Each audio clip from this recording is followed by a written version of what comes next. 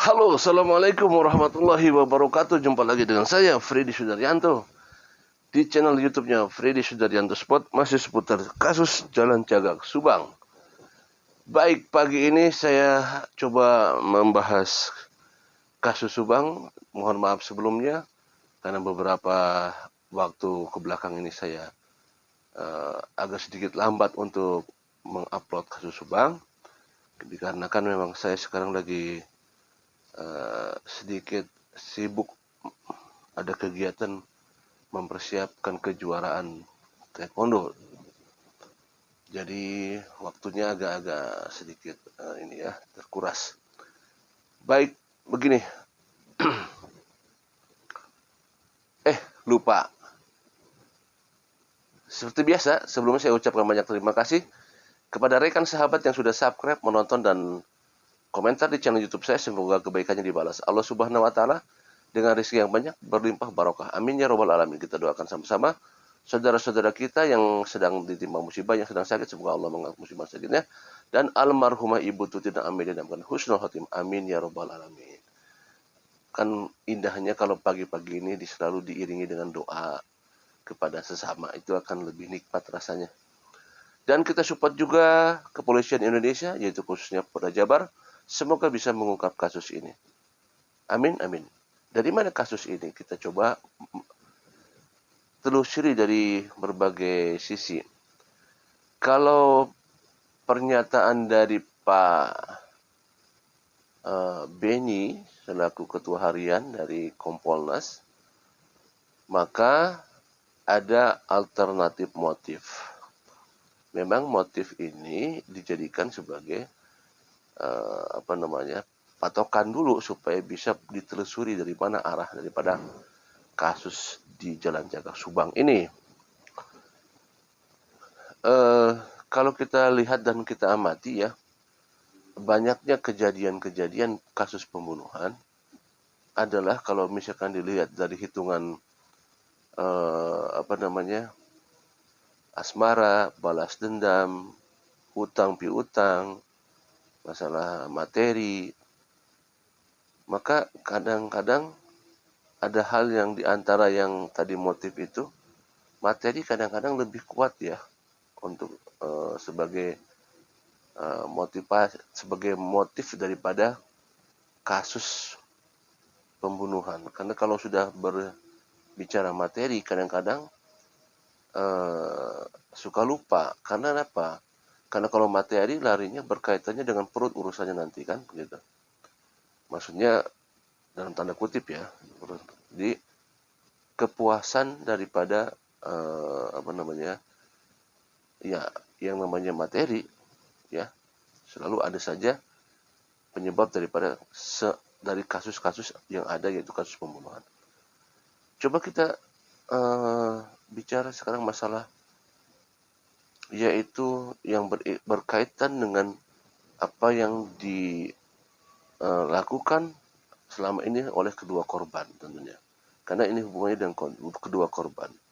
Kedua korban adalah Ibu Tuti dan Neng Amelia, di mana keduanya adalah pengurus daripada yayasan yang dikelolanya. Yayasan itu bersama dengan Yoris sebagai ketua. Kalau kita lihat mundur ke belakang jauh di sana, maukah terbentuknya yayasan adalah tentunya adanya peran serta Pak Yosep. Karena Pak Yosep lah sebagai pembina di sini ya, dan sekaligus sebagai owner ya. Tapi kalau yayasan bukan owner, lebih dia sebagai pembina lah ya. Jadi pembuat awal daripada yayasan ini adalah dari Pak Yosep. Memang sempat miris waktu itu, sempat di media, sempat muncul pernyataan Yoris di salah satu media itu bahwa masing-masing menyebutkan angka nominal masalah penghasilan, sedangkan Pak Yosep sendiri tidak diberikan speser pun malah ya. Pertanyaan dari hostnya yaitu Bapak Aiman kepada Yoris malah speser pun tidak. Kemudian pertanyaan, bagaimana untuk kehidupan Bapak? Sampai dijawabnya tidak tahu. Nah ini kan sebenarnya miris sekali. Saya cuma bisa membayangkan waktu pada saat Pak Yosep tidak diberi gaji, tidak diberi penghasilan, dari mana kehidupan Pak Yosep? kehidupan sehari-harinya. Mungkin juga ini kan sudah berlangsungnya, bukan bayangkan saja saya kalau punten-punten ya. Ya saya tidak tahu kan keadaan kondisi Pak Yosep ya. Apakah Pak Yosep adalah seorang yang kaya raya? Saya juga tidak tahu nih ya. Apakah seorang pengusaha, Pak Yosep di samping ada usaha lain dia sebagai yayasan, apakah ada usaha lain, atau apakah sebagai kontraktor, saya juga tidak tahu ya. Nah, coba saya begini. Kalau misalkan disampaikan bahwa gaji itu bisa sampai 15 juta, 10 juta, 10 juta, memang ini juga jadi pertanyaan buat saya pribadi. Kenapa? Karena sekelas yayasan, kita tahu yayasan itu nanti berhubungannya dengan dana bos. Ya. Oke, nanti kita bicarakan masalah dana bos. Sekarang kita gini. Masalah yayasan. Kembali kepada almarhumah Ibu Tuti dan Amelia. Adalah sebagai bendahara, ketua, sekretaris. Ya. Posisinya sebenarnya dari ketiga keluarga ini secara tidak langsung ada kekuatan kekuasaan yang dipegang oleh Ibu Tuti. Karena kalau silsilah keluarga biasanya ibu itu lebih dominan, ya. Walaupun di sana ketuanya Yoris, tapi Ibu Tuti lebih dominan di dalam pelaksanaan di yayasan ini. Katakanlah Bu Tuti ini punya jiwa yang sangat tegas, tidak kompromi, ya.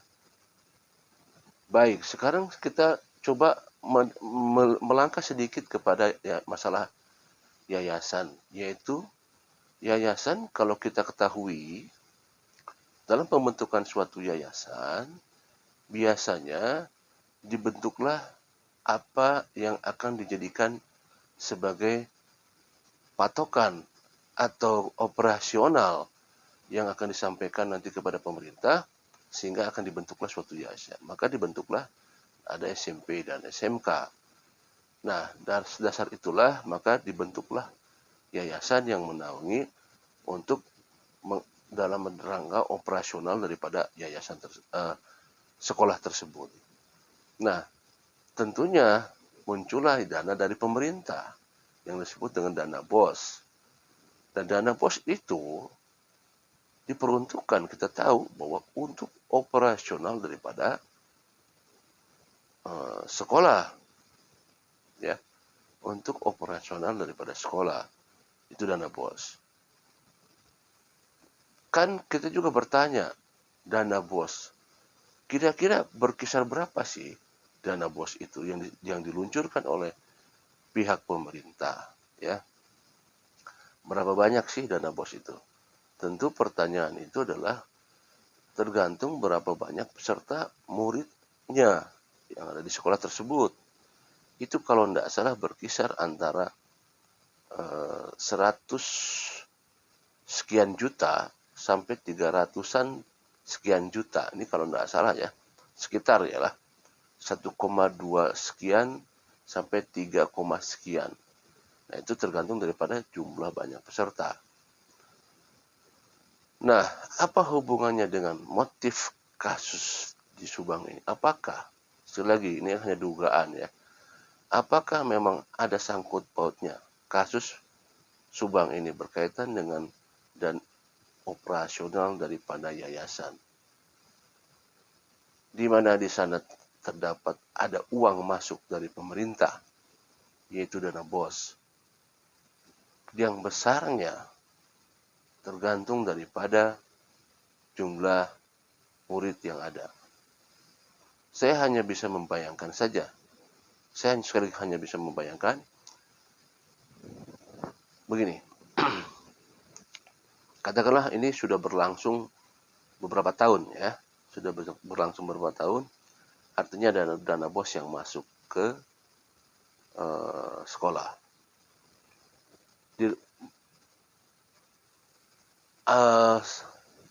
Pada saat memberikan jumlah nominal murid, biasanya kan kalau misalkan gini, pada saat turun dana BOS, maka ada pelaporan. Ya, setelah ada turunnya dana BOS, sebelum untuk mencairkan dana bos selanjutnya, maka harus ada pelaporan daripada uang yang sudah diberikan itu harus dilaporkan dipakai apa saja. Ini garis besar seperti itu ya. Dipakai apa saja. Dan itu kita ketahui bahwa dana bos itu muncul kalau tidak salah dalam satu kuartal, dalam satu tahun itu kurang lebih 3 kali kalau tidak salah ya, 3 kali. Kalau misalkan di Januari, Februari, Maret, kemudian April, Mei, Juni. Januari, Februari, Maret, April, Mei, Juni, Juli, Agustus. Januari, Februari, Maret, April, Mei, Juni, Juli, Agustus. Nah, Januari, Februari, Maret, April muncul dana bos pertama di tahun 2021. Kemudian berkisarnya antara Januari sampai April, kemudian Mei sampai Agustus. Mei, Agustus. Mei, Juni, Juli, Agustus. Agustus sekitar tanggal 30. Itu harus ada pelaporan agar cairnya dana bos untuk selanjutnya. Nah, kalau misalkan kita tidak tahu operasional seperti yang berjalan ya, tetapi kita juga bisa cari tahu ada berapa banyak peserta atau anak didik yang ada di sekolah yayasan tersebut, yang di bawah yayasan tersebut, ada berapa banyak sebenarnya? Apakah memang memenuhi apa yang menjadi persyaratan dari dibentuknya sebuah yayasan? Katakanlah begini, kalau misalkan yayasan ini bisa di-ACC oleh pihak pemerintah dengan minimalnya ada beberapa peserta murid misalkan ya. Katakanlah kalau saya ambil nominalnya dalam garis besar ya. Katakanlah misalkan ada sekitar 500 ya. 500 peserta didik misalkan ya. Atau 300 sampai 500 lah misalkan. 300 lah, saya ambilnya 300 lah. 300 peserta didik gitu ya. Sehingga muncullah nominal dana bos masuk dari pemerintah. Kemudian berjalanlah dana bos itu muncul per periodik ya, kalau tidak salah 3 kali dalam setahun ya, kalau tidak salah. Kemudian masuklah dana bos dengan peserta didik yang kurang lebih tadi saya sampaikan misalkan 300 kalau saya ambilkan contoh. Nah, pada saat terus berlangsungnya di awal itu banyak peserta, kemudian dengan dana misalkan kalau ambil banter misalkan dengan 300 murid itu keluar dana bosnya 300 juta misalkan ya, saya contohkan ya, 300 juta. Kemudian dioperasionalkanlah buat operasional sekolah, buat gaji-gaji guru ya, kemudian buat pembangunan gitu kan. Nah, tentunya kita tahu lah kalau misalkan dalam suatu manajemen pengelolaan itu dari dana bos itu harus dilaporkan ya, harus dilaporkan. Setelah dana turun kemudian berjalannya waktu 3 bulan 4 bulan ke depan, itu nanti di bulan depannya kan harus ada pelaporan daripada apa yang dana bos yang sudah diberikan periode sebelumnya dilaporkan, kemudian untuk sebagai pelaporan untuk pencairan dana bos selanjutnya. Dan ini untuk dana bos ini yang berhak untuk menerima keluar masuknya adalah jabatan bendahara, yaitu adanya di AMEL. Nah, apa sekarang hubungannya sekali lagi? Apakah mungkin juga bahwa memang ini di yayasan ini sebagai sumber malapetakanya? Bila saja misalkan dari jumlah peserta yang tadi saya katakan 300 misalkan, tiba-tiba berjalannya waktu, peserta ini berkurang, misalkan sekali lagi ya, tentu kalau berkurang ini sesuai dengan tadi yang disampaikan bahwa besarnya BOS itu tergantung daripada jumlah peserta murid. Kalau peserta muridnya berkurang, otomatis dana BOS yang diturunkan juga akan berkurang sesuai pelaporan-pelaporan yang disampaikan oleh pihak bendahara daripada yayasan tersebut. Nah, kalau misalkan sekali lagi, kalau misalkan pesertanya kurang, otomatis dana BOS akan berkurang juga. Karena memang, ya ini kan tergantung daripada siapa yang memang mengelola daripada ini semua. Yang kita ketahui di sana ada Ibu Tuti, Amelia, dan Yoris sebagai ketua. Di bawah-bawahnya ada Wahyu sebagai kepala sekolah. Nah, kalau kita melihat dari media yang pernah berita di media, adanya pencairan dana BOS yang pernah dilakukan yaitu oleh keterangan beberapa adanya saksi yang kita ketahui pernah mencairkan dana BOS beserta almarhumah ya. Kemudian waktu masih ada almarhumah ya dulu ya, pencairan dilakukan.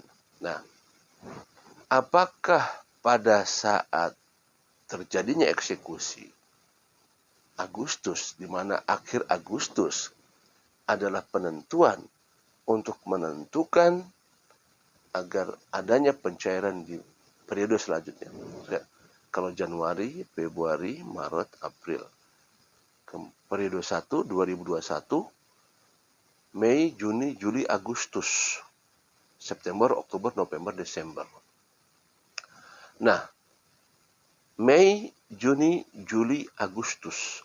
Agustus akhir adalah masa pelaporan.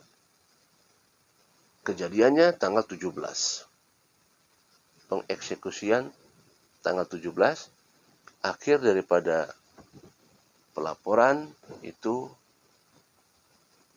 sekitar tanggal 30-31 Agustus. Apakah ada kaitannya? Sekali lagi, apakah ada kaitannya masalah yayasan yang bersumber dari dana BOS dalam kasus ini? Apa yang menjadi latar belakangnya? Apakah ada sesuatu hal yang dibicarakan oleh almarhumah Ibu Tuti dan Amelia? Apakah ada permintaan dari seseorang yang kita tidak usah sebutkan namanya? Ada permintaan dari seseorang kepada almarhumah Ibu Tuti untuk supaya bila mana menghindari adanya pengurangan dana BOS dari pemerintah yang saya katakan tadi, dimisalkan kalau dana BOS itu misalkan biasanya 300 peserta dengan adanya 300 jutaan misalkan, sekali lagi contoh aja ini ya, nominalnya kan bisa aja 100 juta, bisa 200 juta, ini anggap aja misalkan saya ambil yang tertingginya gitu ya, 300 juta misalkan dana BOS yang keluar.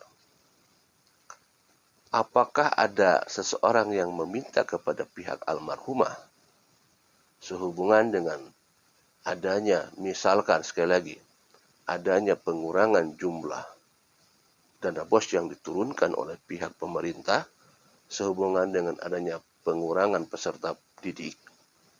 Karena tadi saya sampaikan kalau peserta didiknya berkurang, otomatis dana BOS-nya berkurang. Nah, apakah ada seseorang yang mencoba meminta kepada pihak, ya karena ini yang berkaitannya adalah bendahara, ya, yang berkaitan dengan bendahara, karena bendahara lah yang melaporkan dan mencairkan, ya kewenangannya ada di bendahara, pelaporan daripada kegiatan dana BOS dipakai apa saja, dan pencairannya oleh bendahara. Tetapi siapa yang menjadikan decision maker-nya? Siapa yang penentu bisa tidaknya? Ada di almarhumah Ibu Tuti. Almarhumah Ibu Tuti lah sebenarnya yang menentukan apakah ini bisa apa tidak. Apakah mungkin sekali pertanyaan ada seseorang yang mencoba meminta ke Ibu Tuti untuk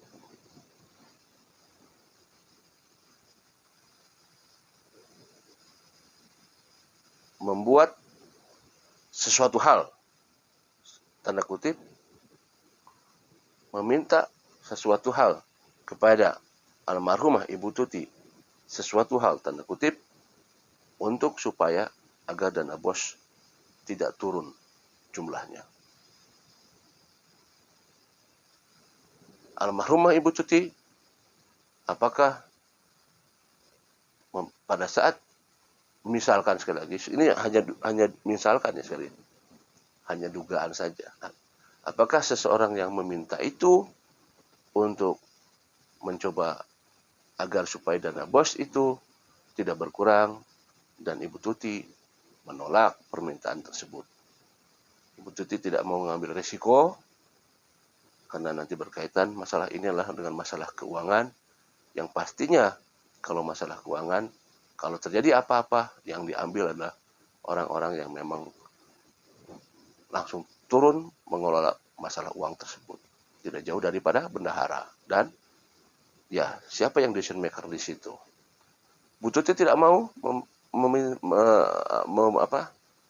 memberikan keputusan terhadap apa yang diminta oleh seseorang. Artinya, apakah jumlah peserta itu yang terjadi bisa saja berkurang, tanda kutip. Nah, apakah memang mungkin sumber malapetaka ini ada di yayasan? Karena ini berkaitan dengan keuangan. Dan keuangan ini sudah beroperasional bukan sebulan 2 bulan, tetapi sudah beberapa tahun. Ya, sudah beberapa tahun. Ya, sekali lagi, kalau misalkan yayasan itu dipergunakan dengan memang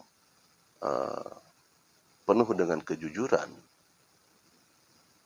sebenarnya peruntukan daripada dana yayasan itu, dana BOS untuk yayasan, adalah betul-betul 100% untuk dan operasional sekolah.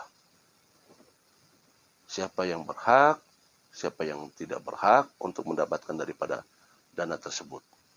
Dipakai pembangunan apa tidak, seperti itu. Nah, ini sebagai apakah ini masuk dalam alternatif motif atau kan masuk dalam motif, ya? Apakah motif yayasan ini juga sebagai pemicu daripada kasus ini? Kita tidak ada yang tahu, tapi semuanya bisa saja ada kemungkinan. Dari motif asmara itu juga bisa ada kemungkinan. Dari motif balas dendam itu juga bisa ada motif kemungkinan, ya.